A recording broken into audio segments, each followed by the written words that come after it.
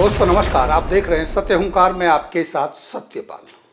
सबसे चर्चित और सबसे महत्वपूर्ण वार्ड 25 महत्वपूर्ण इसलिए कि एक समय था जब पल्ला से लेकर बसंतपुर तक एक ही वार्ड हुआ करता था और इसी वार्ड से पार्षद बने थे ओम प्रकाश रक्षवाल। ओम प्रकाश रक्षवाल भारतीय जनता पार्टी के बड़े नेता हैं और उसके बाद जब ये वार्ड महिला रिजर्व हुआ तब उनकी धर्मपत्नी गीता रक्षवाल 2017 में चुनाव लड़ी और चुनाव जीती।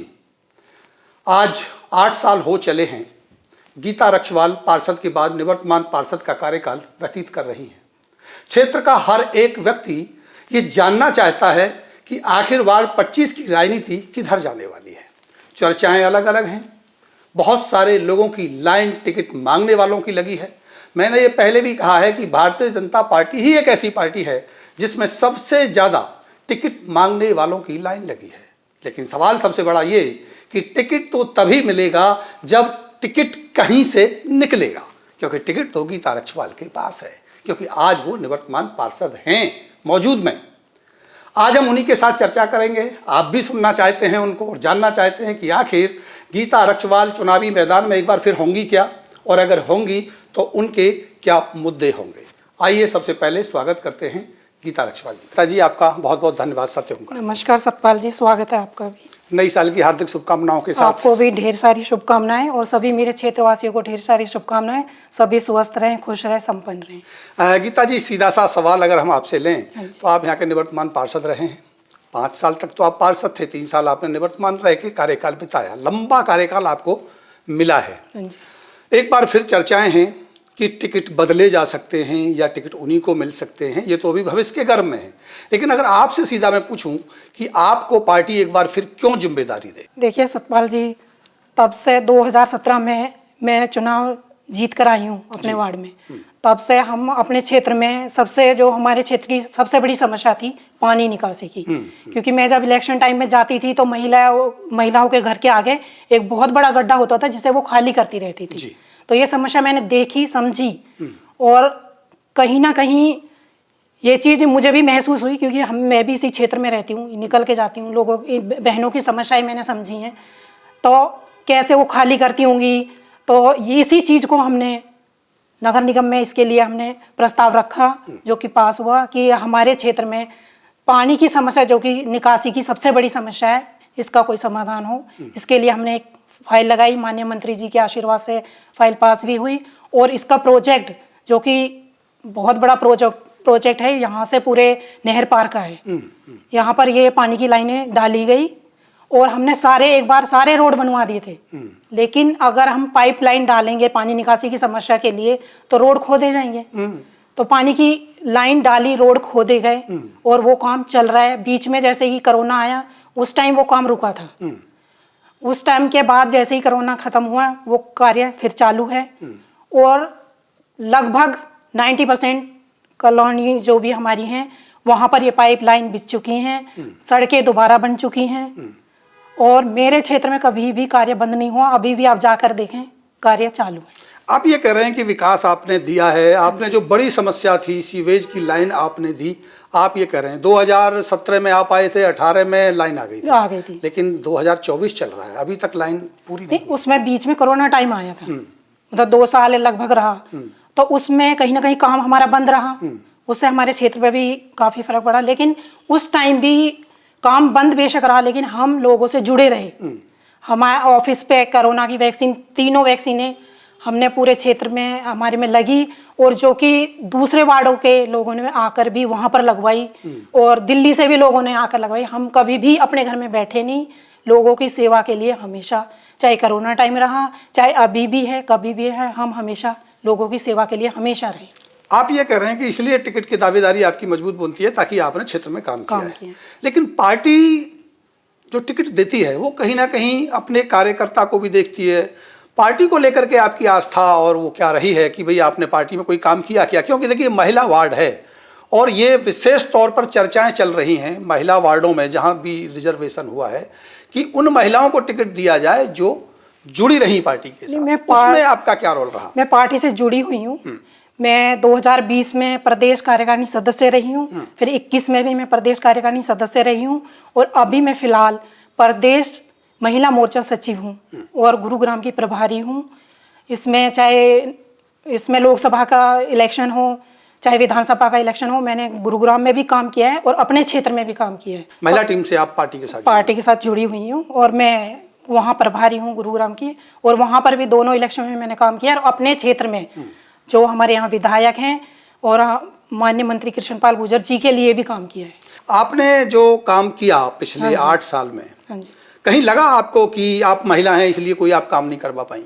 नहीं, मुझे ऐसा कभी नहीं लगा। आप मेरे आसपास के जो वार्ड है उनमें जाके देखें और मेरा वार्ड देखें तो आपको इसमें दोनों में अंतर पता चल जाएगा, क्योंकि मेरे वार्ड में सबसे ज्यादा काम हुआ है। आप गलियों में जाके देखें, मतलब मेरे वार्ड की 90% गलियां दोबारा से बनी है। जो पहले बनाई गई थी उसमें खोद के पाइपलाइन डाली गई है, फिर वो दोबारा 90% बन चुकी है। मतलब आप ये कह रहे हैं कि जो खुदाई हुई उसके बाद भी बन चुकी है। लाइन की स्थिति क्या है? लाइन तो अभी तक चालू नहीं है, कब तक चल सकती है? तो लाइन ये है कि 1 महीना, उसमें ज्यादा से ज्यादा 1 महीना 2 महीना लग जाएगा और लाइन भी चालू हो जाएगी। काम अभी चल रहा है उसमें। हाँ जी। इसके अलावा आप अगर कोई और ऐसा कोई बड़ा काम हमारे क्षेत्र में आप पहले देखें कि लोग बल्लियों पर बिजली के तार लगाते थे, कहीं बल्लियां थी, कहीं खंभों के लिए लड़ाई करते थे।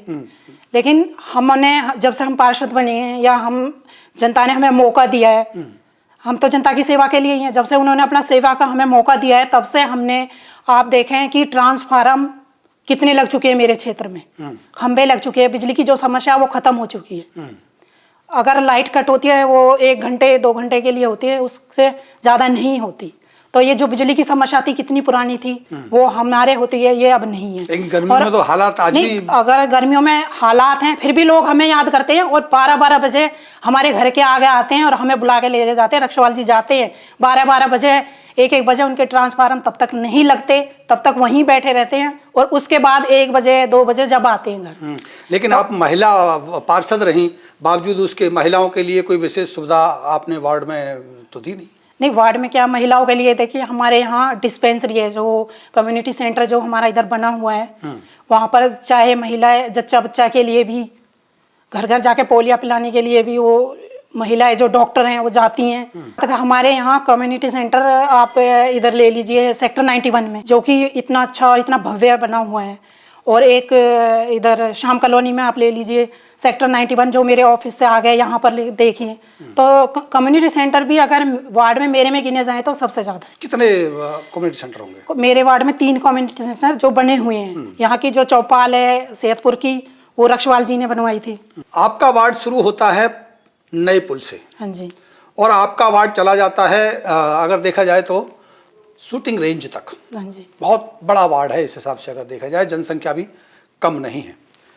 आपने इधर तो काम कराया है, लेकिन जब दीक्षा पब्लिक स्कूल जहां आपका है वहां से अगर आगे जाते हैं तो वहां काम अभी नहीं हुआ। वार्ड देखिए, जब इससे पहले ये वार्ड नंबर 21 हुआ करता था, ये बसंतपुर से, और ये अब 3 वार्ड बन गए हैं। वार्ड 24, 25 और 23, 24 और 25 था, 3 वार्ड थे। इतना बड़ा वार्ड था, तब भी हमने इसमें काम कराए हैं। जो इसके मेन चक रोड थे सारे रक्षवाल जी ने बनवाए थे। उस समय योजना आई थी कि जितने भी सरकारी रास्ते होंगे उनको तो बनाना ही है, बनाना है। नहीं, उस टाइम भी बनाए थे, और अभी भी आप देखें जो दीक्षा पब्लिक स्कूल से आ गया था रोड, वो इतना उसमें मतलब गड्ढे हो चुके थे, वो भी हमने अब दोबारा बनवाया है।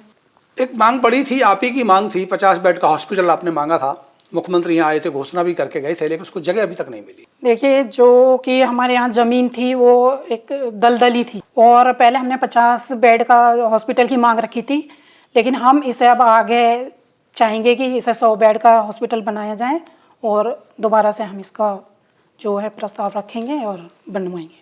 कितने आश्वस्त हैं आप कि पार्टी एक बार फिर आपको मौका देगी और आप चुनावी मैदान में होंगे?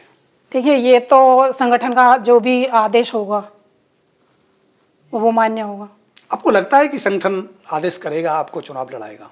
मुझे जहाँ तक है विश्वास की संगठन जरूर हम पे विश्वास दिखाएगा। कितना भरोसा मानते हैं आप कि आपको पार्टी एक बार फिर मौका देगी? हमें एक तो अपने संगठन पर भरोसा है, और एक अपने काम पर भरोसा है कि जनता ने हमें पहले भी आशीर्वाद दिया है, अपना प्यार दिया है, और वो दोबारा भी हमें अपना प्यार और आशीर्वाद जरूर देगी। अगर किसी कारण से आपको टिकट नहीं मिलता है वैसे तो टिकट आप ही के पास है, अगर आपसे टिकट नहीं लिया जाता है वापस, तो ऐसी स्थिति में आप चुनाव तो लड़ेंगे? नहीं, बिल्कुल नहीं। जो भी हमारा संगठन का आदेश होगा और पार्टी के साथ है, पार्टी के साथ ही रहेंगे। ना पार्टी से कभी हम अलग गए हैं और ना जाएंगे। पार्टी के साथ है, पार्टी के साथ ही रहेंगे हमेशा। आप महिला हैं, पार्षद हैं, क्योंकि आप नेता तो हैं ही। उन पतियों के लिए क्या नसीहत दोगे जो महिलाओं को लड़ाना तो चाहते हैं लेकिन हमें इंटरव्यू नहीं करवाते? हम इंटरव्यू करना चाहते हैं उन महिलाओं के। जब हमारे प्रधानमंत्री जी ने महिलाओं के लिए 33% आरक्षण दिया है और महिलाओं को आगे बढ़ा रहे हैं हर क्षेत्र में, तो मैं उन पतियों से यही कहूँगी, अगर वो महिलाएं चुनाव लड़ रही हैं तो उन्हीं महिलाओं को इंटरव्यू देने का हक भी उन्हें होना चाहिए। आप महिला भी हैं, घर भी संभाल रही हैं, आप शिक्षाविद भी हैं, आप स्कूल भी संभाल रही हैं और साथ साथ आप पार्षद भी हैं। कैसे मैनेज हुआ ये सब? एक तो देखिए, सबसे पहले घर में अगर हमारे जीवन साथी हैं जो, उनका अगर साथ हो तो सब कुछ संभव हो जाता है। और महिलाएं कमज़ोर नहीं हैं, महिलाएं दुर्गा हैं तो काली भी हैं, और वो अपना घर भी संभाल सकती हैं, अपने बच्चों को भी संभाल सकती हैं, स्कूल भी संभाल सकती है। आजकल तो आप देख सकते हैं कि महिलाएं जॉब भी कर रही हैं, बच्चे भी संभाल रही हैं, घर भी संभाल रही हैं, तो महिलाएं किसी से कम नहीं हैं। एक बार फिर तैयार हैं आप? बिल्कुल तैयार। चलिए, बहुत बहुत शुक्रिया आपका, आपने समय दिया। धन्यवाद।